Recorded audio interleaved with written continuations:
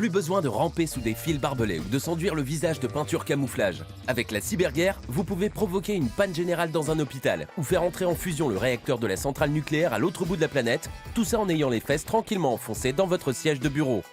Au repos, soldats. Aujourd'hui dans Stories of Conflict, on vous explique comment une clé USB peut provoquer plus de dégâts qu'une bombe de 250 kg.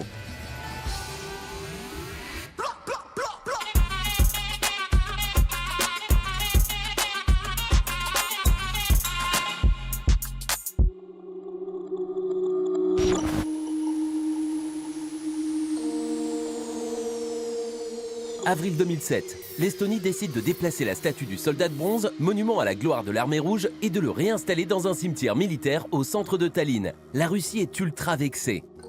Déjà que le petit État balte a rejoint l'OTAN 3 ans avant, faudrait pas pousser Poutine dans les orties. L'Estonie est alors paralysée par une cyberattaque dite de déni de service. Des milliers de PC zombies infectés balancent des tonnes de requêtes, jusqu'à 5000 clics par seconde aux serveurs des sites gouvernementaux, des banques, des médias, des partis politiques. Les serveurs saturent et les utilisateurs tombent sur des pages d'erreur 404. L'Estonie parle d'un acte de cyberguerre, sauf qu'à l'OTAN, on connaît pas. Mais qu'est-ce que vous me racontez? Ce mot n'existe pas. L'histoire commence dans le cyberespace, un tout nouveau territoire de conflit. On lui a donné plusieurs dates de naissance. 1837, lors de l'invention du télégraphe et du morse, 1940 et l'arrivée des premiers ordinateurs, 1969 avec le premier réseau d'ordinateurs connectés ARPANET créé par le Pentagone, ou plus récemment en 1990 avec l'annonce officielle de la naissance d'Internet, le fameux World Wide Web. Dès 1983, le film War Games met en scène les fantasmes d'une guerre nucléaire totale menée par un adolescent un peu trop malin et un ordinateur un peu trop accessible. Ronald Reagan, alors président des États-Unis, est terrorisé par ce qu'il vient de voir et demande aussitôt à ses généraux si la fiction peut rejoindre la réalité. La réponse ne se fait pas attendre. Bienvenue dans le monde réel. Il faudra pourtant attendre le sommet de l'OTAN en 2016 pour que le cyberespace soit officiellement reconnu comme domaine d'opération, c'est-à-dire un espace d'affrontement. Mais le cyberespace, c'est quoi exactement? Un nouvel espace stratégique qui vient s'ajouter aux 4 autres, terrestre, maritime, aérien et aérospatial. Mais encore, un réseau planétaire qui relie virtuellement les activités humaines grâce à l'interconnexion des ordinateurs et permet la circulation et l'échange rapide d'informations, nous dit le ministère des Armées en France. Pour résumer, le cyberespace est composé de 3 couches spatiales et toutes peuvent être touchées par la cyberguerre. La première couche est physique et comprend toute l'infrastructure matérielle nécessaire à l'interconnexion, comme les ordinateurs, les centrales électriques, les câbles sous-marins et bien sûr les satellites. La deuxième couche est logicielle et joue le rôle de véhicule immatériel traduisant et transmettant l'information sous forme de données numériques. La cyberattaque de 2007 en Estonie ciblait cette couche.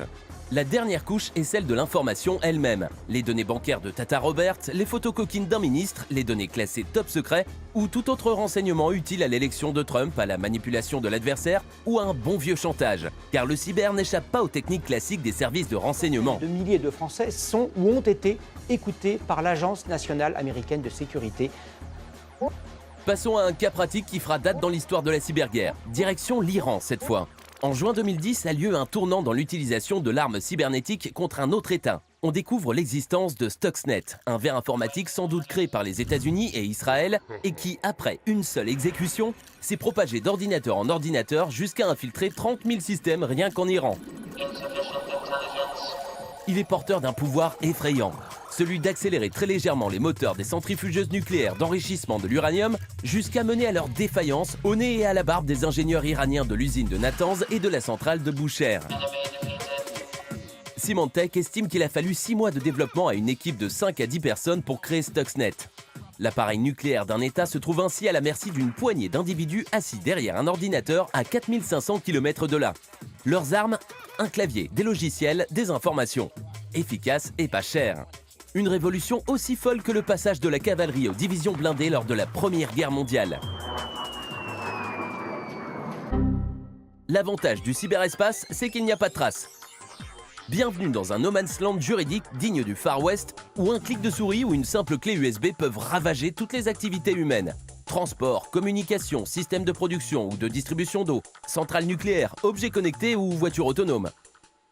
James Bond en mettrait la main de sa gouvernante à couper. L'avènement d'un cyberspectre est pour bientôt. Of course, Spectre.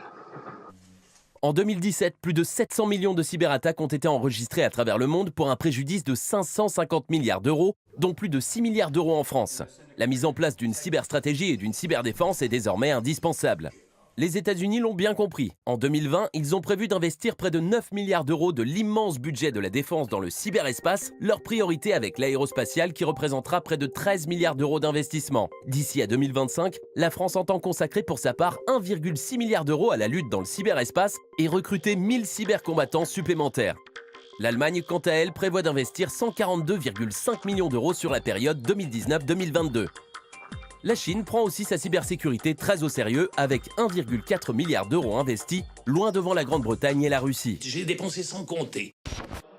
Bref, tout le monde se prépare à la guerre du futur. Mais alors, comment devenir le cyberboss? En contrôlant l'espace extra-atmosphérique et ses satellites, bien sûr. Ni une ni deux, fin décembre 2019, les États-Unis créent la United States Space Force et dessinent pour l'occasion un super beau logo.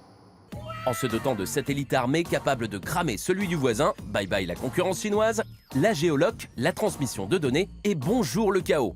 Alors, êtes-vous prêt à vous laisser enrôler par les forces de l'Empire ou rejoindrez-vous la rébellion ?